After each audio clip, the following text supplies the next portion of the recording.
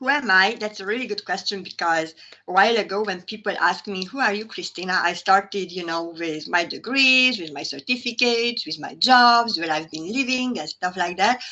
But when people ask me now, who are you, Krisztina? I'm saying like this, I strongly believe now that I'm a soul, a beautiful soul, and all we are having a human experience. Hello and welcome to Obehi Podcast. I'm your host, Obehi Ewanfo, and I strongly believe that everyone has a story to share. Now let's get started into this episode.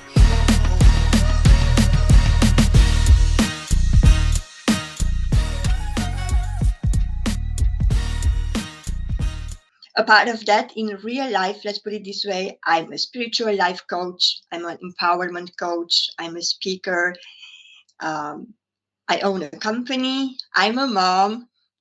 So all in one, I'm doing all this stuff, like what women do, cooking, cleaning, running a business, raising kids, being a wife. I'm just anybody else.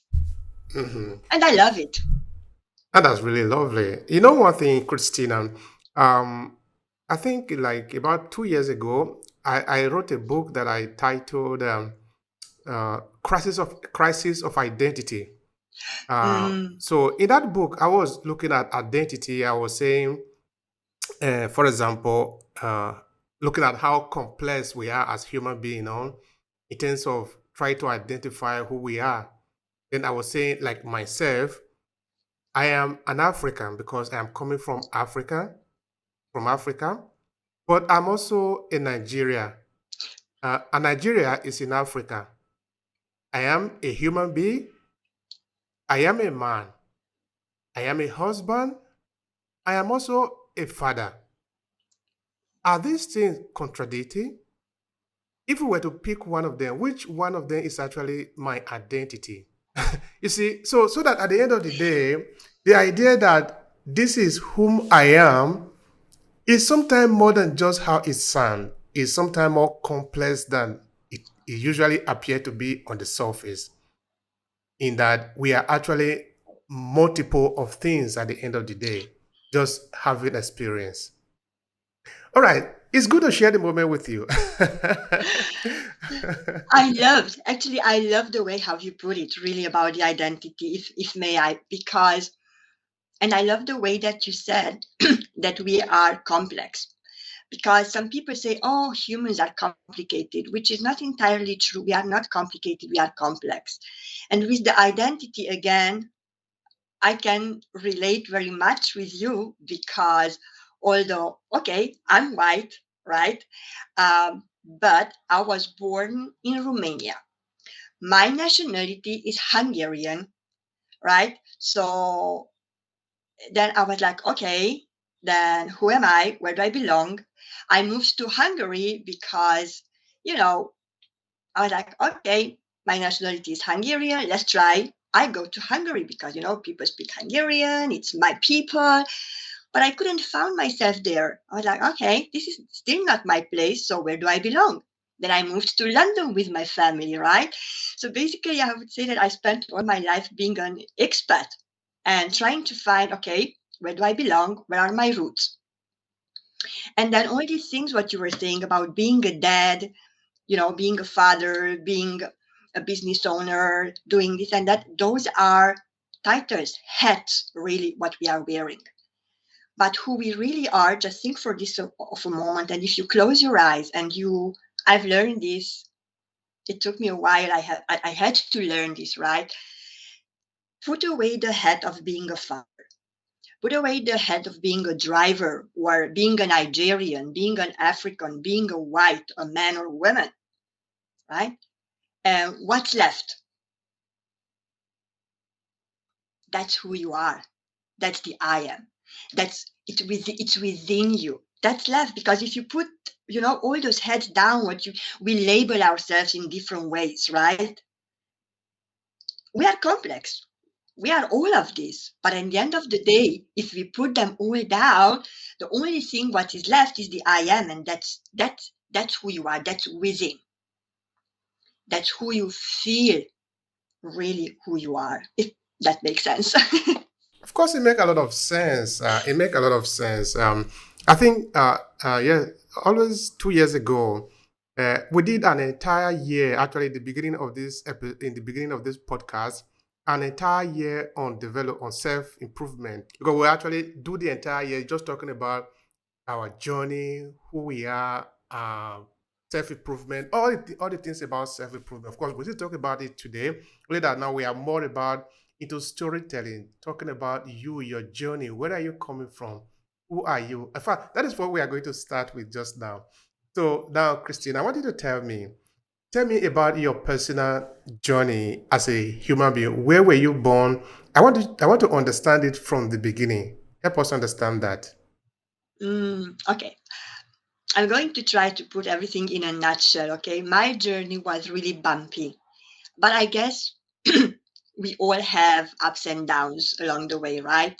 As I said, I was born in Romania, in Transylvania, and by that time, it was a communist country. So I experienced a lot of lack. I grew up with a mentality of lack. So I didn't know anything else by that time. And then in 89 revolution happened, the Western culture came into Romania and life changed completely in only a couple of years. And that was a huge thing for us because we experienced things what we haven't experienced before. And everything it was new. And as a very young generation, youngsters, especially, youth in our teens or early 20s, we didn't really know how to handle the situation. So in my case, I started to live a very self-destructive life. Let's put it this way. But I think in everyone's life there is a period of time, right, when you are this very rebellious. Nobody told you what to do because you know better than your parents, than your peers, than everybody else, than your teachers. I had this phase as well, and on my late teens, early 20s, I ran away from home because I was searching for something. I couldn't explain what I'm looking for, but I knew that I need to leave because I wanted a better life. I wanted something different. So basically, I had this idea of changing the world and proving actually to my parents and to my family that we can change our lives. You know, mentality of lack means that I grow up with the thinking that if you were born poor, then you will die poor. So there's no way out. If you were rich, you're going to be always rich. If you are poor, then you're going to be always poor and there's no way out. If you have a job, then be grateful for that, but don't move because that's stable. That's, it gives you security. So stay there. But for me, it was not enough. I was like, okay, I'm not going to start a job and work there for 40 years, right? Because I want something else. So I ran away from home. Of course, because I didn't know any better, I had no mentors. I had nobody to tell me, what's out of my country, what's out of my comfort zone. I found myself in a different environment, a strange environment, and I found myself being homeless. So I experienced that too. So when people come to me and say, "Oh, who are you, Christina, to talk about these things?" Well, I can say that I've been there. I know what means lack. I know what it means to be homeless. I know what it means when you knock on doors, really, and nobody opens the door for you, or they look at you and they judge you based off your appearance. I was trying to find work. I said, I'm not going to live like this. But because of my appearance, right, I look like a homeless. Can you imagine? I wasn't really, my hair not dyed like now, so nobody would hire you. And I remember selling my jewelries just to get a hotel room to clean up myself and went to a job interview the next day when I got hired. So I started to work, and it turns out that everything went well. I lived that was in Budapest in Hungary. I stayed there for 14 years. In these 14 years, many things happened. I met my partner. Um, I've started to live a different life. As I said, I've been very self-destructive until then. But when I met my partner, I kind of calm down, like the rivers. When the river starts, up in the mountains, it's very wild and runs really fast and stuff like that, at the spring. But as it goes down, it comes, a little bit quieter and more calmer. So that was how I became. And then in 2011, when my daughter was born, I realized that I have to change completely, because my mentality of lack, the baggages what I carried on my shoulders from my own experiences and from these generational experiences, everything what on me, the limiting beliefs I was carrying with me, I didn't want it to pass to my daughter. And that's when actually in 2011 my journey on personal development started. I started to read, to reach out to people who I consider them to be role models, and I started a very long inner work and a very tough inner work. So yeah. So Thank here you I so am today. Talking on a podcast, right? Teaching others, speaking on stages, co-authoring different books. So I think it's worth it. I wouldn't change anything. I wouldn't change being homeless. I wouldn't change the mentality of lack. I wouldn't change the thing, because that's the experience I get along the way, right? And I wouldn't change the nights when I was crying and I didn't know who I am. I didn't know where I'm going. I didn't know how to pay my bills. And I was like, oh my God, why me?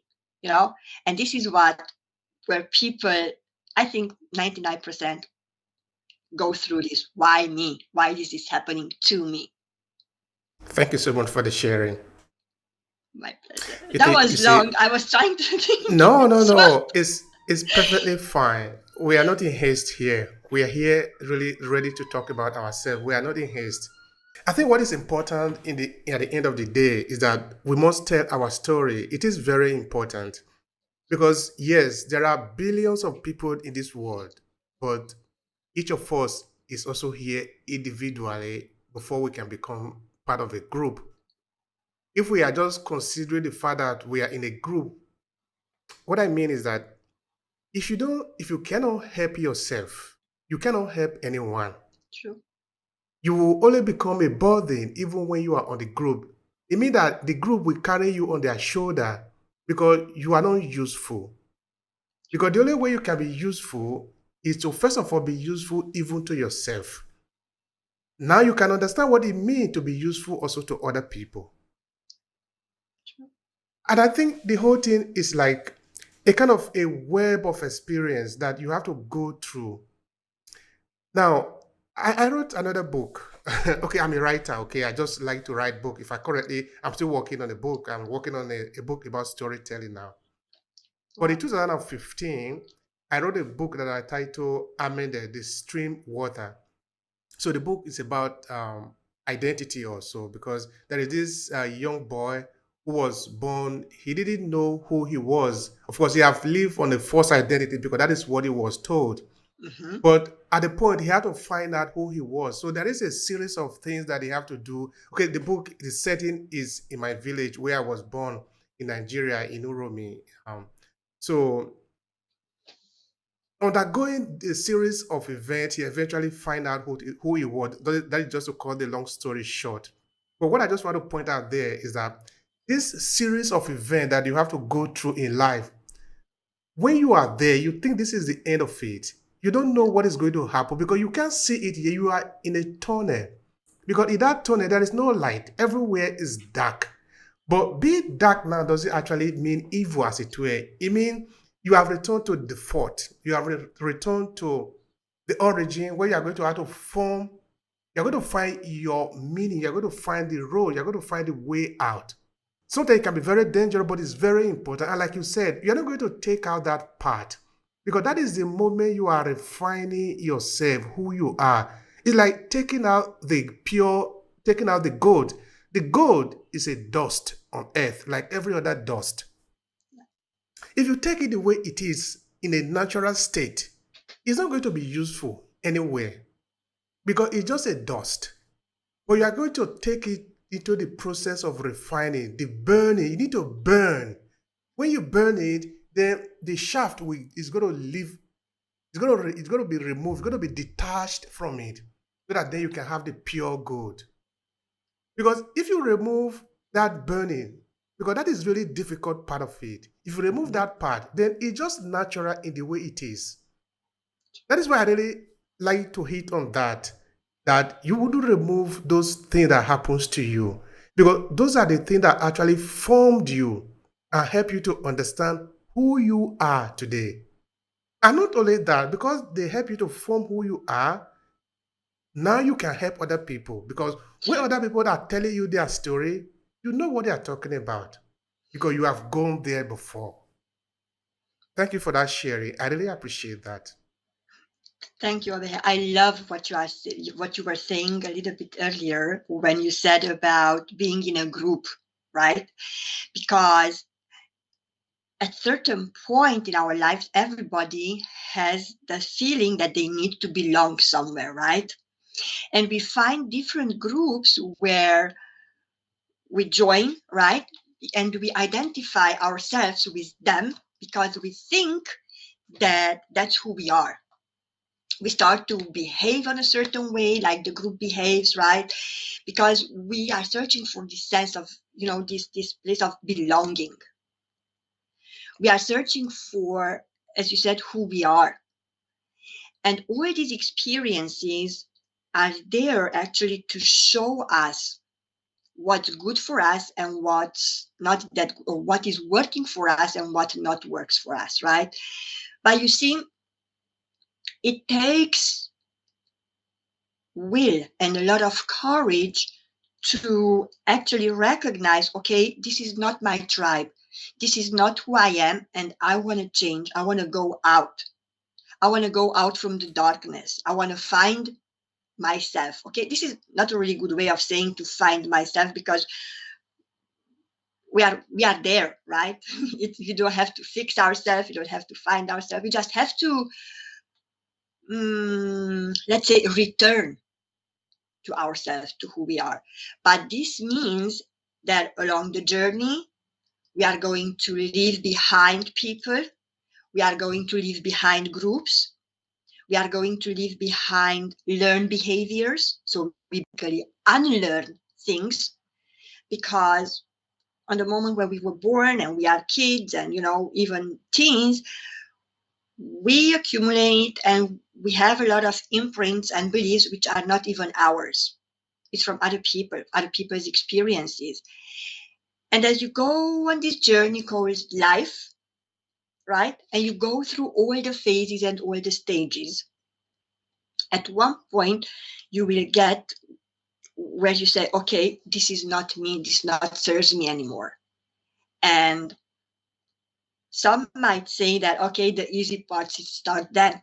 But the truth is that the hardest part starts then, because then you realize, okay, it's not my tribe, it's not my belief, it's not who I am. And then the journey of returning to yourself starts, which means going really deep within, if that makes sense, which means that you identify all the beliefs which are not yours and you unlearn them. That's a process. You, in my case, for example, forgiveness was a very huge part of my journey, right?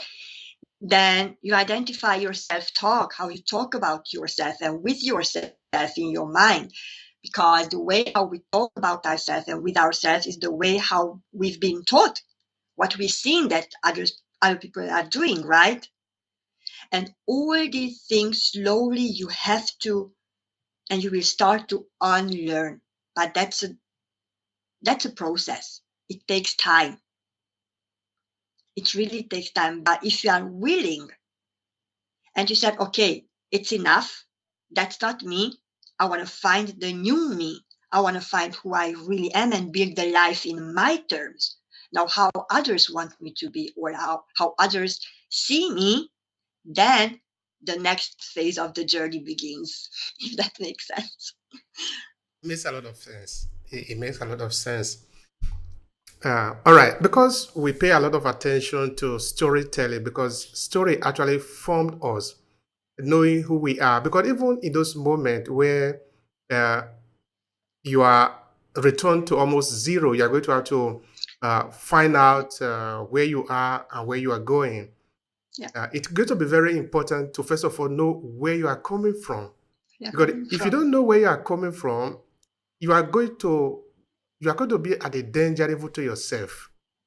Yeah, It is very, very important that first of all, if you don't know anything at all in this world, you must know where you are coming from because you can return there. Because sometimes life is very funny, in that there is no preset. You are going to have to form your own. And maybe that is what makes it even more beautiful, no? Because if there were a preset that this is what you are going, well, I know sometimes in the religious set, they will tell you you are going to do this, this is what you are going to do, then you are going to get there, you are going to get there, that is the end of it, then you are going to go to God or something like that. Well, I think life is more complex than that. The road is dark. You are yes. going to form it yourself. When you get to the end of your life, what happened is your life. That is what you have lived. You are not going to replicate another person. You are singular. Your experience is singular, is particular, is only for you. Mm, You are never going to be another person. Even though we are billions of people in this world, each of us have a life, have an identity, mm, have a specific role to play in this life. Of course, not many of us are going to understand it, and that is okay. true. Because sometimes we are looking for the easier. One day, a guy was telling me, of course, we were talking about life in a general sense of it. He was saying, why is it on life could have been very easy if everything you are going to become, you already know it from the beginning. You just come here and you live it. It would be very easy. I say, well, life will be boring if that is the way it is. Yeah, Because you already know everything, life doesn't make any sense anymore because everything is already known. What do you have to find out? Now, there is not going to be suspense. There is not going to be intriguing. There is not going to be the moment where you don't know what is going to be done. No surprise. Everything is flat. yeah, There is going to be a boring. There is going to be a lot of suicide in the world because there is nothing that is really pushing and pulling you. It look like a flat life. That is not going to be very interesting at all. All right. Talking about story, I want to ask you, Christina. Now, maybe when you were much younger or something like that, what do you remember be told about your past? This is going to help me to understand even when we talk about what you do later on. Help me understand that. Okay, I love your question, and it's really, really interesting that you were asking me this because you were talking about roots a little bit earlier, right? And I love the way how you put it. You have to find your roots and you have to know from where you come from in order, to move on and find out who you are. What I remember, there's a funny story, okay? When I was born, there there were no such thing as, monitoring and the gender of the baby, it's a boy or a girl or something like that. So what came out came out. It was a boy surprise, it was a girl surprise. But in my case, um, everybody was expecting me to be a boy, right? And on the evening, actually, when I was born, I know this story by heart because it's been told to me so many times, and I found it very funny at the beginning. But then later on, as I started to know myself, I realized that impacted my life very much. And the story goes like this: my grandfather, they called from the hospital that, oh, she's there, she's a girl, she's healthy, right? And my grandfather, very happy, went to my father to the factory and he was like, come, come, let's go to the hospital because Christina is there. They said she's a girl, but fingers crossed, hopefully by the time we got there, they made the mistake and it's going to be a boy. So even though I was born a girl and it was great happiness in the family, I still expected to be a boy, and they thought that okay, it's a mistake, and I'm a boy.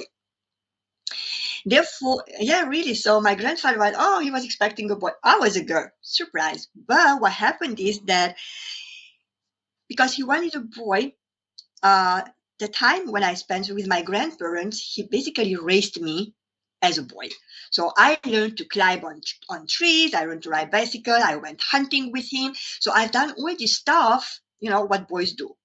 And I learned that boys don't cry, right?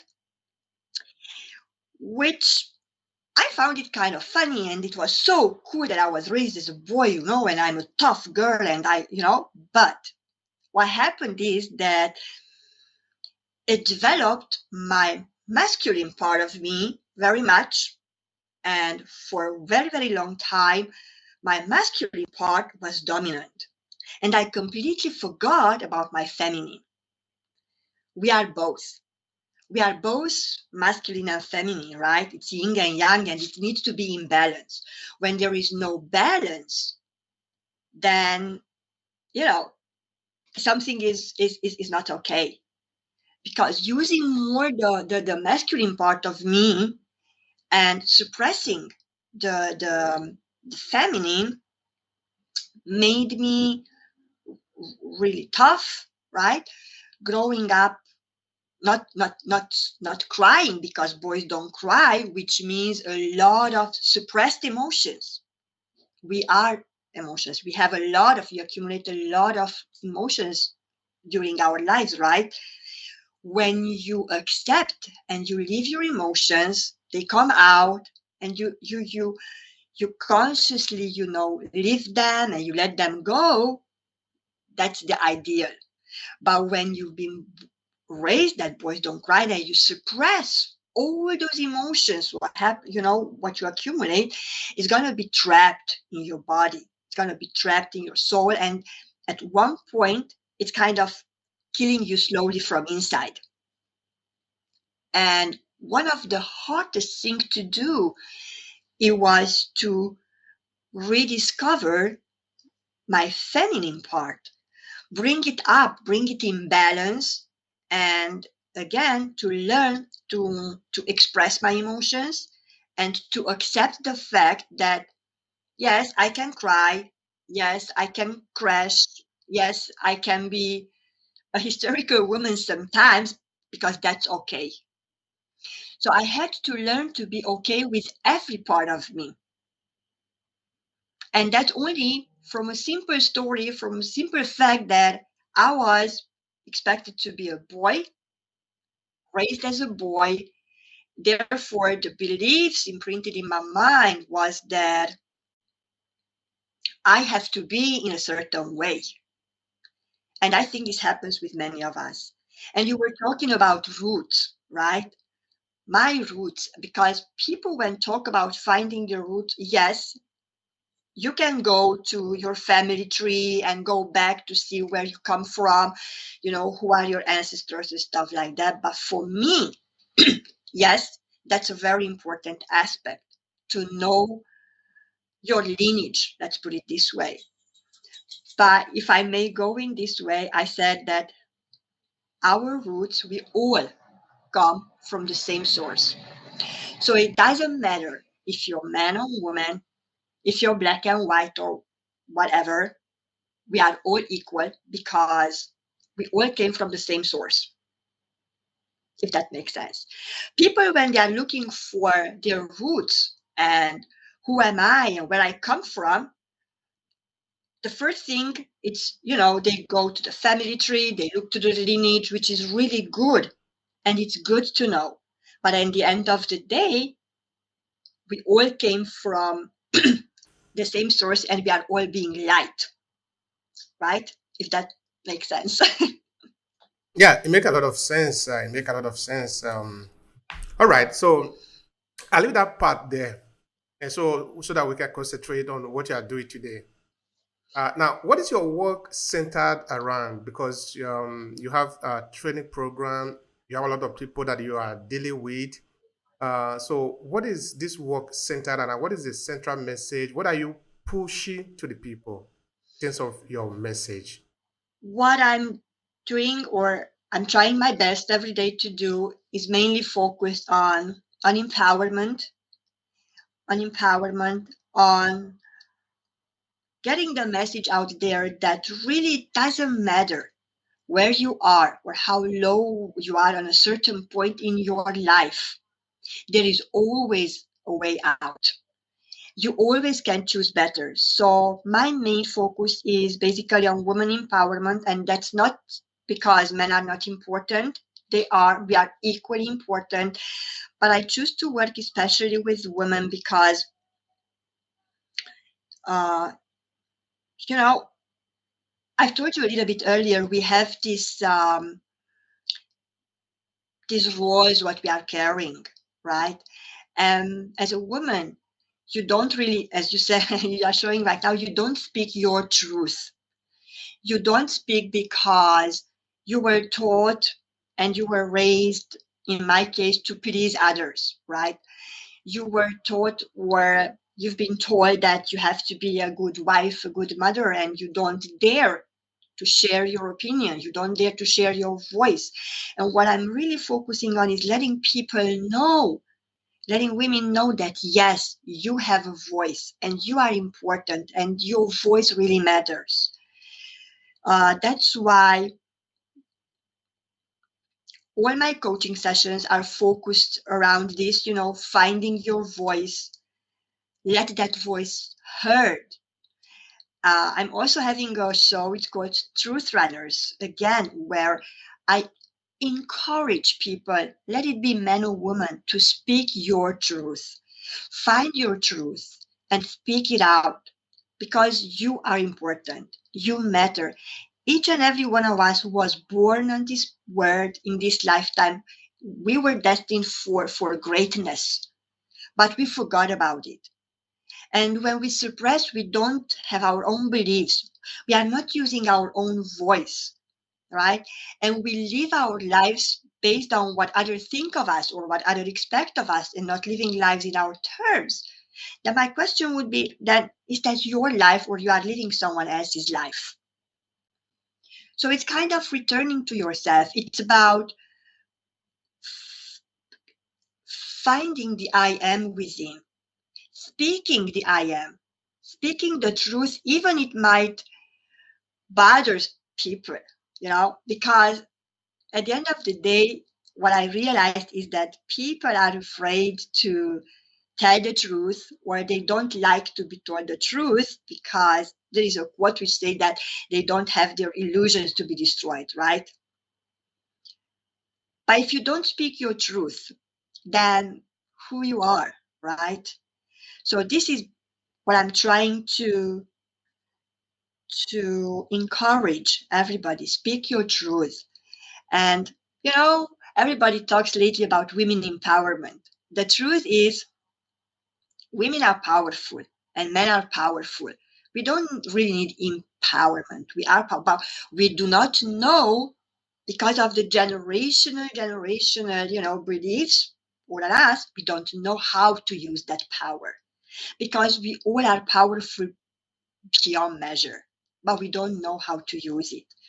We don't we don't use properly the power of our thoughts, of our intentions, you know, and we don't follow our heart, if that makes sense. So working working with women, working with men, running the show, organizing the retreats, right, where we have different ceremonies, or even organizing the conferences where I said, okay, your voice counts, share it there, be bold. Go out there and share your truth. Don't stay in your corner, because everybody, and I love the way you said everybody has a story to tell. And your story, when you share it, maybe it inspires others. You know, it doesn't need to be a huge crowd. It doesn't need to be hundreds of people, but there is one person who is listening to you today on when you share your story and you touch their heart, that already worth it. Because we diminish ourselves. We tend to have yeah, well, that's life. I can't do anything about it. But yes, you can. Yes, you can. Because, as I said, we all were born for greatness. We all have the right to freedom. We all have the right to be healthy and wealthy. But when we diminish ourselves, right, and we put ourselves in a corner and we don't live our lives, we live other people's life, of course, then life sucks. I mean, it's like, oh, my life is like this and that. Thank you for that. Thank I you. believe really that we are powerful, but the point is that uh, we don't use this power sometime. Of course, that is where I'm going to go just now to ask you why. You are going to help me understand that because you are a coach in this area. Because I believe that if we were using our power, our potential, let's put it that way, so that people can understand what exactly we're talking about, our ability to do things, because we really are able to do a lot of things. But if we don't know that we are able to do that, then we limit ourselves using your own word, living in a little angle where we'll be crying all the time, complaining, blaming others. Uh, of course, you see, this is very important because the day is only 24 hour. Mhm. Now, in that your 24 hour, what are you going to do with it? Are you going to use that 24 hour to blame other people, or you are going to use it to take responsibility for yourself and take action that will help you to leave that little angle? The choice is yours. The universe is out there asking you, what do you want me to do? You are the one that will decide that, okay, I want to blame the government. All right, that is fine. You have the possibility. The time is there for you to do that, Yeah, then do that. But if you are intelligent enough, the question you should ask yourself, what am I going to get from this? All right. I Why love. are people in that angle? Wow, I love the way how you put it because in this couple of sentences, what you said is basically like 7 coaching sessions. because, because you were talking about we don't use our power at the beginning, right? And then we were talking about not using the power, right? And there is a quote, I can't remember exactly how it is, but it says that we are not afraid. We are afraid basically that we are powerful. We are not afraid about the darkness. We are afraid of because we know that we are powerful beyond measure. And when we start to use our power, it basically means we start to get out from the comfort zone. People call it comfort zone. I call it familiar. So let's put it this way. You live in a familiar environment, right? You have your family, your entourage, your beliefs. Uh, I don't call it comfort zone because sometimes that's not comfortable. And then when you start to use your power, basically it means to step out slowly, one step at a time from the comfort zone and to see what's out there. Because your life, not the life with the beliefs from others and what others told you to be, and with learned behaviors and in a familiar environment, but your actual life will start out of your comfort zone.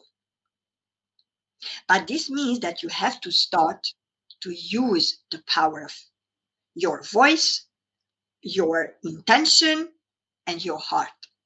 Because what majority of people do, they don't listen to the heart and they don't listen to their intuition, right? They are led by ego, by the logical mind, and by the fact that what other people will think of me. And they will always start to look, or they're always looking for external validations instead of trusting that inner voice, trusting that gut feeling. And this is where we give away our power when we make other people's truth, when we make other people's reality and other people's life our truth, our reality, and our life. That's when we give our power away. But when you are bored enough and you said, okay, from today, I'm going to be a new me. I'm going to start to live life in my own terms. That's the moment when you start to take your power back. And also, that's the moment when it comes a little bit interesting because you are going to do things differently. You are going to meet different peoples. You start to have a different mentality, and you start to look from things not just from one point of view, what you had until then, but from different angles, from different point of views, right? And you accept what only what resonates with you. This is when you take your power back, really. And this is when, people say, yeah, well, it's comfortable. I don't want to do this. And then the question, what if is not going to work? What if something wrong is going to happen? We have this tendency of putting all the bad things in front instead of seeing the good things. Yeah, but what if you can do that? And what if you succeed? And the other thing, what you were saying, and it's very interesting, and I love that it's about responsibility. And I believe that you become an adult only at that moment when you take full responsibility of your life, full responsibility of your choices. Let's take example of my life, okay? I've made the choice to live the life what I lived, right? The self-destructive. I choose it. Nobody told me to do that. I ran away from home. It was my choice. I could have chosen differently, right? It was my choice to go to college. It was my choice to go to university. It was my choice. And every choice has its consequences. And then it can be good, it can be bad, but it's yours, and then accept it. And don't, because people have this tendency of blaming, and I used to do that. So I was that person too. I blamed everybody. I blame my family. I've blamed my teachers. I've blamed, as you said, the government for my situation. Everybody was, but me. Oh no, it was not my fault. It was their fault, right? And this is what we do. This is how we hide. This is how we um, give our power away, of not being responsible or not taking full responsibility of our choices. It was my choice. It went well. I congratulate myself. If it went wrong, well, okay, let's see what I've done, and I'm going to do it differently next time. And people are afraid of failure. But I used to think, oh my God, I'm not going to try this because I tried this once and I didn't succeed. But truth is that failure, if we look at a different angle, it's only part of the experience. It's an experience. Okay, it didn't went exactly how I wanted, but that's okay because I learned something. So every experience, every failure, every person that comes into your life, it comes for a reason. Now, if you learn the lesson or not, that's up to you. If you take responsibility for your choice, for your choices, for your decisions, and for your life, that's again up to you. I always say nobody in this life can make you. I'm saying this again. Nobody can make you to feel sad, happy, miserable. It's you. No, it's you. It comes from within. And you will only realize it when you are a full responsible adult. You take your life in your hands, right? Without blaming others. Yes, you can sit down, you can have that, talk with yourself. Okay, I'm not going to say something not nice, but okay, I did it wrong or not the proper way. Let's fix it. Let's see how I can do it different next time.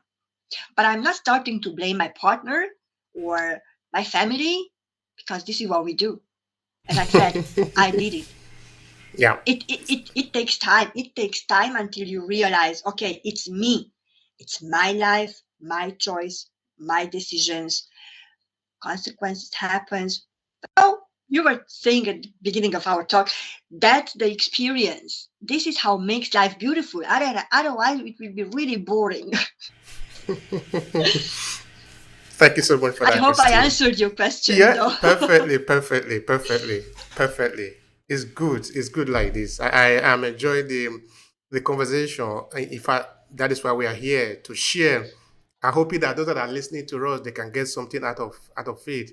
Of course, we are I really hope satisfied so. doing it because we love to do this, to share, to learn from each other. I like that. I think also that in many of the instances, uh, we are biased about our choices, Mhm. and it is not good because okay, this can be based on our education, can be based on our Yeah, religious affiliation, because you cannot dare to say. Of course, I'm saying this because I want to ask you something about self-love. No, you cannot. If something is good, oh, thank God that it is good. Of course, many Nigerians will say this. Say, how is life? Ah, thank God. That is good. I even like that. But when something is bad, oh, it's because of the devil. If it is good, it's because of God. God, All yeah. right, now, in this equation, where are you as a living entity, part of the billions of people in this world? Where are you? You see, because if the good is thanks to God and the bad is because of the devil, you are nothing in it. You are not present at all. Yours is just to blame the devil and thank God. So I think this is what we are talking about. It is a tragedy because you are supposed to be the one responsible for both the bad thing that you do and the good thing that you do. All right. It takes maturity. It takes time to be able to get to that level where you see yourself at the center of the equation, that it is nobody else. Because at the end of the day, nobody else is really coming to save you. It's like a sociologist who is studying the how the society is functioning, and maybe he or she take a photo camera or a video camera and goes into the nature to film what is happening. And this individual, this researcher, sees an antelope, and the antelope is beautiful, and is there with the photo camera. He or she is smiling, and then at a short distance, the lion is coming. The lion too is beautiful. There is an event that is about to take place. This is a natural occurrence. You cannot say now, let me save the antelope so that the lion will not attack. It is not your job. That is the job of nature to do. You are just going there to witness. So witness what happened.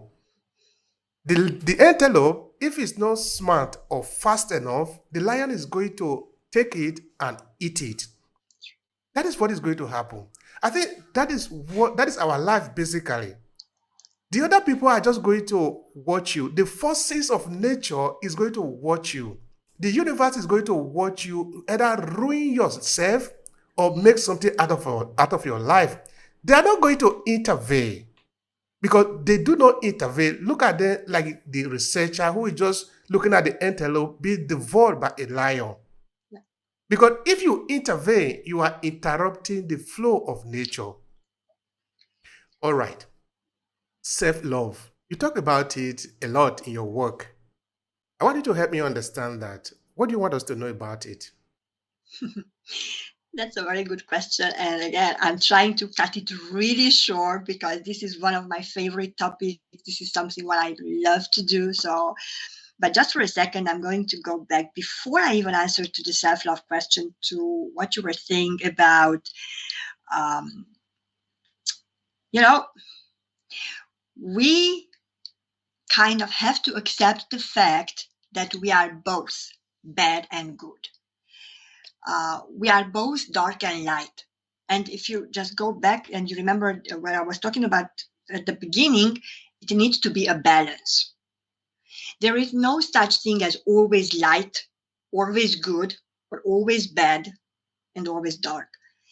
Life itself as you navigate through it, is a balance. Dark and light, dark and light. You're right, it's day and night, right? And they are the seasons. So there's no one way of looking at things. There is no such thing as perfect, let's put it this way, okay? There is always this balance, this dance, right? Dark and light. You need dark, because without the dark, how you can see the light? You need the bad days, because without the bad days, how you can appreciate the good ones, right? And when it gets to self-love, in my personal experience, at the beginning, I thought that's very selfish. I, based on my old beliefs, based on my old personality, on how I've been raised, I was something what I would call a perfect people pleaser.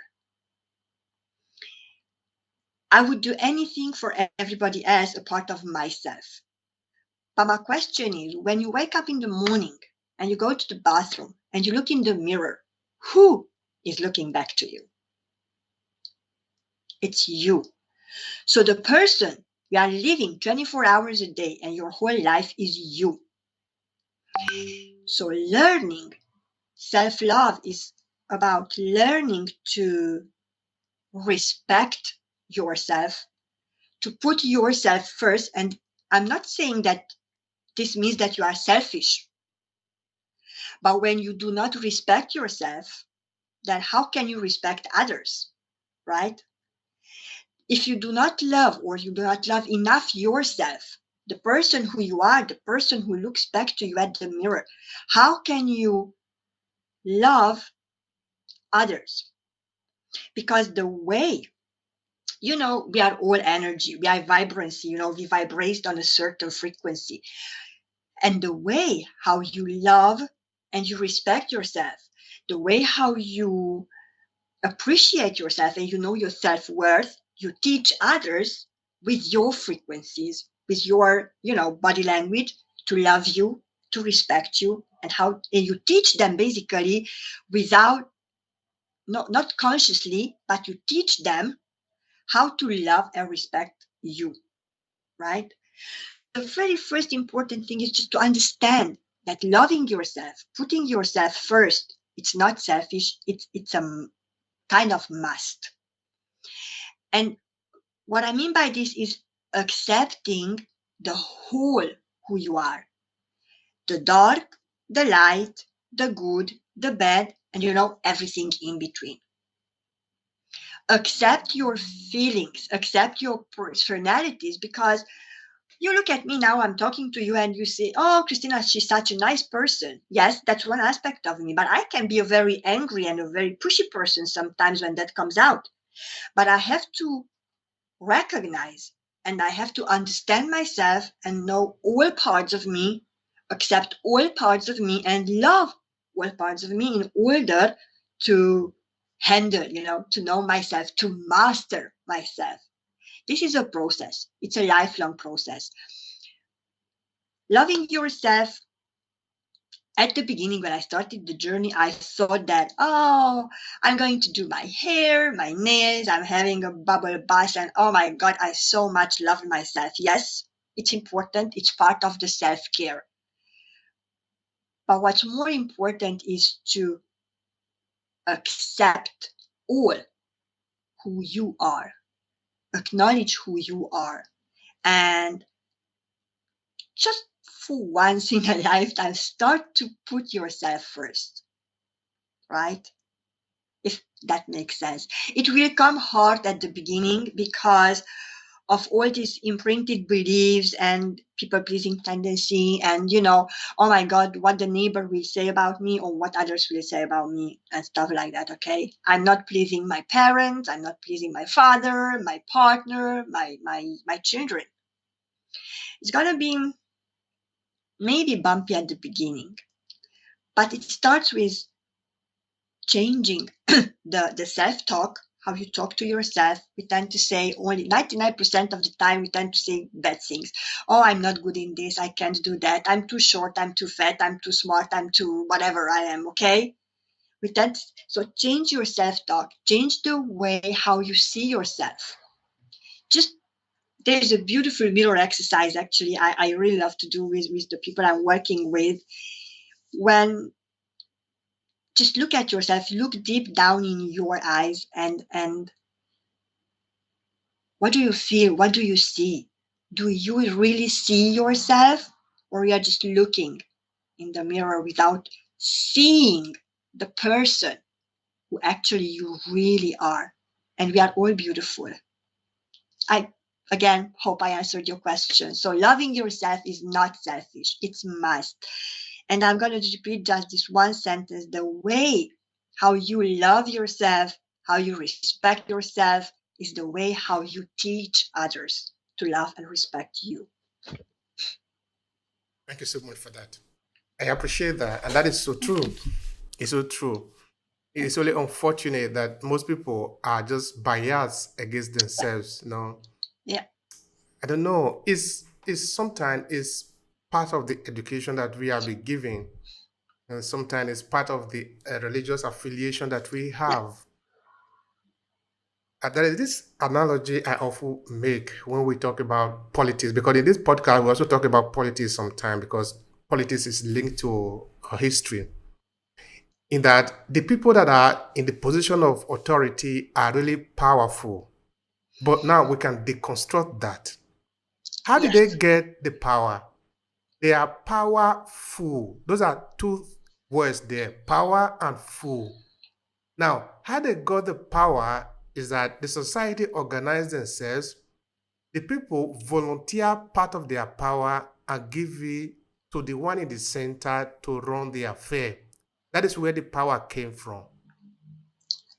So it means there is a relationship between those that are at the center of the affair, who have become powerful thanks to the people, and those who have now become maybe less power because they have given part of their power away. I think people need to understand that it is very important that you, as an individual, you are at the center of the equation, because you are the one that is interacting. You are the one that is taking action. You are the one that is doing it. You might not necessarily be the center of the universe, but in your universe, in the multiverse, you are at the center of it. There is no absolutely. need to look at it as a because you are selfish. It is not selfishness. It is the truth. It is the reality of it. But now, those who run the affair, those who run the system, the religious leaders, the religious institutions, and by extension, of course, the educational system, don't want people to realize that they have power. Because if the people realize that, they are going to act differently.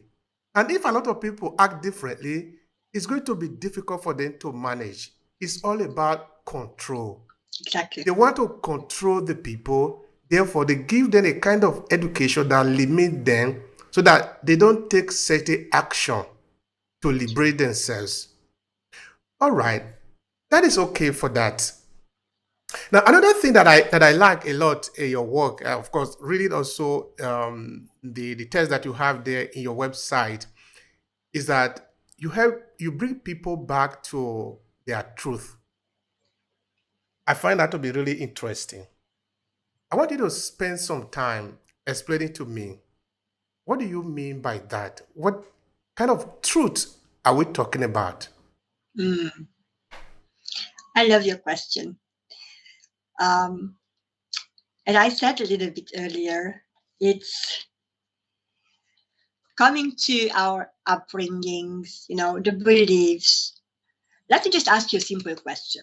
How many times it happened to you that you wanted to say something from your heart to someone, but you didn't because, and you find trillions of reasons why you are not speaking your truth? We were raised, and this is a generation by generation thing, that you cannot speak your truth because you're going to hurt somebody else's feelings, right? You maybe will not be looked as you supposed to be looked and stuff like that. So we don't speak our truth. Therefore, as I said a little bit earlier, we will have a lot of emotions, unspoken words trapped in our bodies. And we are not just one, we are body, mind, and spirit. And this all together accumulated, if they are not in balance, it's going to be an imbalance, dysfunction in body, in your mind, and in your spirit. Your spirit is not happy. And when you do not speak your truth, you don't live your life, you don't live the life in your terms, that sooner or later it will come up in your body, in pain, illnesses, in your mind, mental health problems, right? And in your soul, not finding your purpose, not knowing who you really are because you live other people's life, or you live life on other people's terms. So finding your own truth, it means daring, having the courage to speak your mind, follow your heart, and follow the vision, what you created for yourself. Because if you do not have a vision for yourself, again, I'm going to repeat myself, you're going to live somebody else's life. Somebody else will tell you how you're supposed to live your life, what you're supposed to do, and who you're supposed to be, and how you're supposed to be. But that's not your life. It's not your truth. You are living somebody else's life.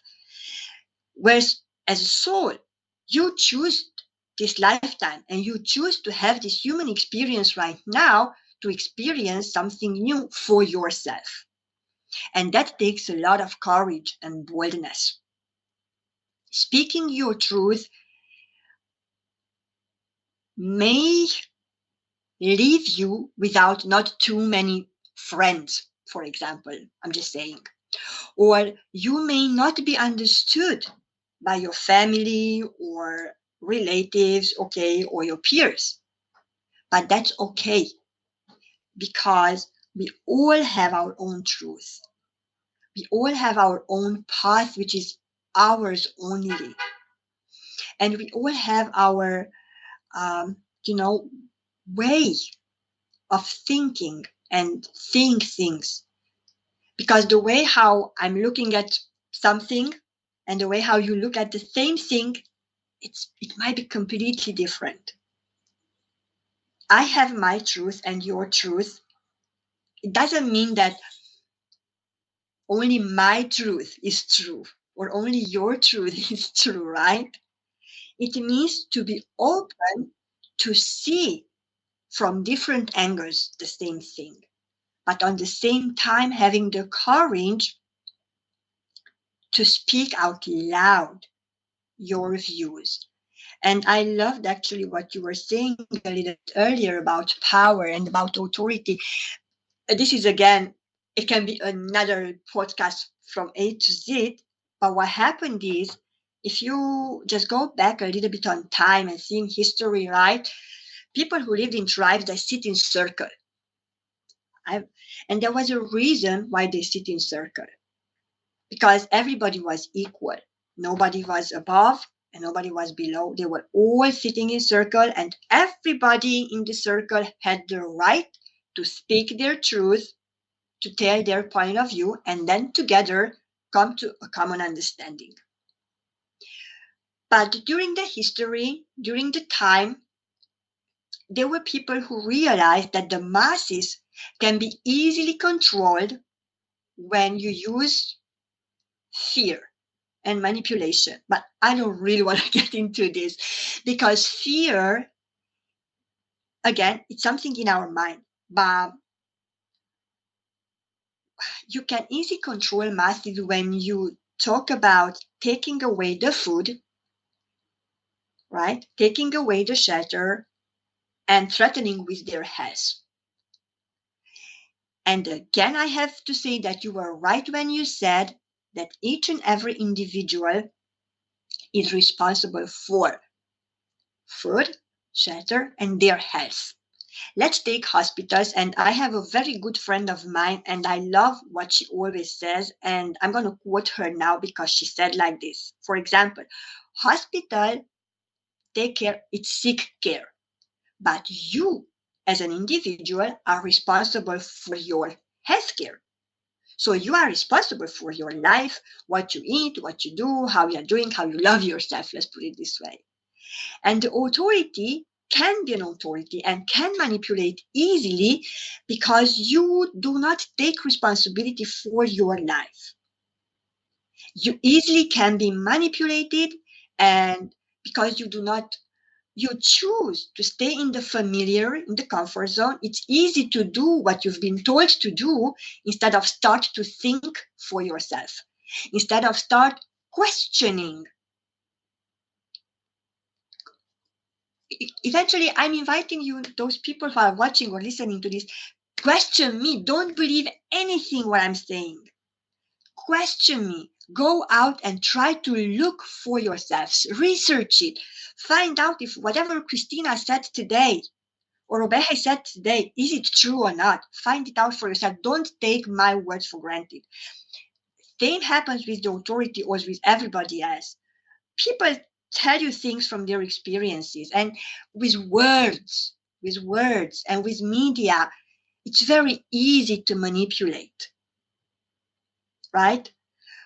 When you don't think for yourself, you just obey and you are in this submissive position. You accept that. You make it your truth. You accept it. You surrender to that. But why don't you surrender to something else? Why don't you try and surrender to God's will? Why don't you try to surrender to, to the universe, and realizing that you were born for greatness and you are not here to obey, but you are here to rule basically first your own life. And it all goes again to this collective consciousness, but again, this is another whole other thing. I'm not gonna go there. It's okay. It's okay. It's perfectly fine. Anyway, for the sake of time, we will come back to those arguments maybe on another day because they are really important. They are absolutely important. We talked about it here and a lot of time. Uh, it is true that the system is set up so that the people can be controlled. But we can see now that not everybody can be put in those boxes. Because if everybody could actually be in those boxes, this world will never move forward. We'll be living in fear and we'll be killing ourselves all the time. But we can see now that from time to time, we see these people who manage to come out of the cave, of the tribe, of the bosses, and do things differently. And some individuals get inspiration from them, and they too do things differently. And otherwise, the world was supposed to be like a pool of water that is stagnant because everything is always the same. We are going to be repeating the same thing all the time. But thanks to some individual in the society who sometimes get out and come in, they shake up the system, then the water become clean again. And that is how it functions. So what we are basically saying, I think, is not that everybody is going to be able to become free. It's never going to happen. What is going to happen is that more and more people should become free. But this freedom, you are going to do it yourself. Nobody's coming to help you. So find out how you can get out of the rat race and speak your truth. This is important. Not everybody can do this. Everybody cannot do this. But more and more people should do it. There is a lot of information out there. There is the internet. For goodness sake, there is no lack of information to help yourself. So try as much as you can to educate yourself. Because the system that you are in, you don't care about you liberating yourself. That is the plain truth. All right. Now, before we were saying that each of us is at the center of our mini universes in the multiverse. So I'm interested in knowing how you feel about all this work that you do. Tell me about your personal feeling as Christina. What is your satisfaction from this work? How I feel about my work? I love my work, Obehi. And the reason why I love my work is, you know, when you see on people's faces that aha moment, and when you see that smile when they realize something, I mean, that's huge. And I only can help people up to the point where I am right now. I'm constantly growing, learning, and changing myself, right? So maybe in 2 or 3 or 5 years, I will be able to teach more or to explain more or stuff like that. But right now, to the point where I am, what I can do and what I love about I'm doing is I just hold the space for them to find out where they are in life, where they want to be, how to speak their truth. Because, as you said, we cannot save everybody. It's not our job to save everybody. But what we can do is to be that beacon of light. What we can do is to be that guide. You know, it's up to them on which path they are going to take. But for me, it's it's important to show people that there is another way.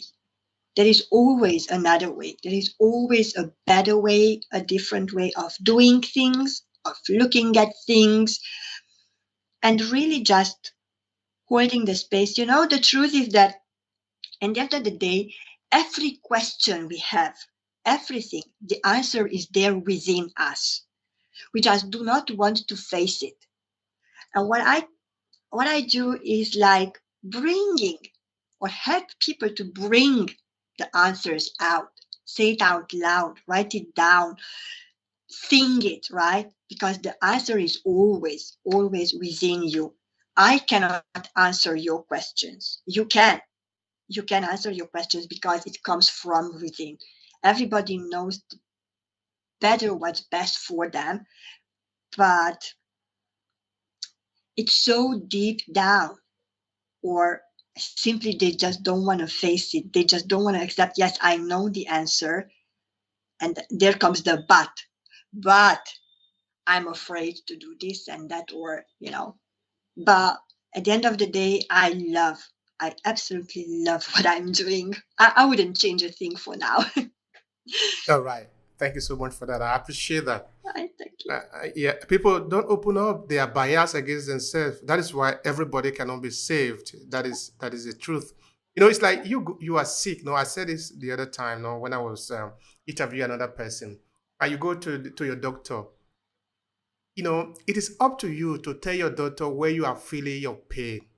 Mhm, If you are feeling your pain in your head, and you tell your doctor you are feeling it in your hand because you don't want to reveal to your doctor that it is in your head, of mhm. course, the doctor is going to treat your hand that you don't have any pain, and Yeah. you go home. Now you are right because you managed to deceive your doctor, and you get the reward of having your sickness.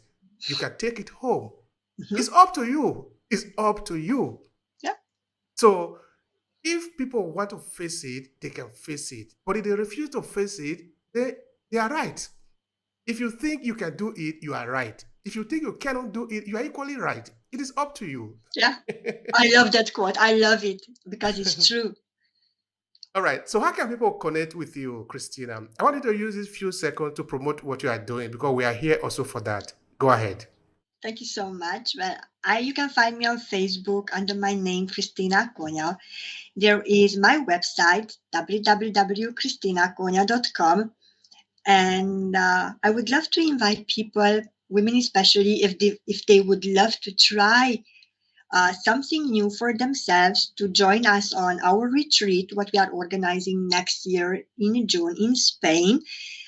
It's a retreat for women. It's about empowerment. Also, we are organizing Women's Summit, Women's Conference in January, where you can and you are given the possibility to speak your truth, to be a speaker, to dare to say your truth. That's going to happen in January. And yes, this is where you can find me on my website, basically, or you just can reach out to me on Facebook, send me a text message, and I'm always available. Thank you so much, Obehi, for the possibility and for the opportunity. Thank you so much, Krisztina. All right. Now, I want to ask you the last thing. What is your final thought here, considering what we have discussed today? Maybe this is a message. Maybe this is because there was something you wanted to say I didn't ask you, or there was a line important for you. I just run past it. I want you to use this moment to conclude it in your own way. Go ahead. Thank you. Well, the last thing what I would love to share today is that I'm going to just repeat myself that no matter how low you feel you are at a certain point in your life, sure, there is always a way out.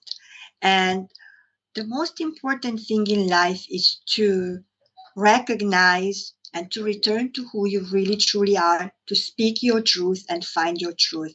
Just be bold and dare to be different, because different is good. We were all destined for greatness. It is our birthright to be healthy and wealthy and happy. So just claim it. Just be bold and be who you were born to be, really. That's my message. Just be bold and dare to change your life. Dare to speak your truth and live life in your terms. Thank you so much, Krisztina. And I appreciate the time, and I appreciate also the sharing. Thank you. Thank you so much. Thank you. It was a pleasure. If you enjoyed this podcast, make sure you subscribe so you never miss any of our future episodes. Rate and review Obehi Podcast and share with your friends who might need it. I remain Obehi Ewafo. Thank you so much for listening, and talk to you in the next episode.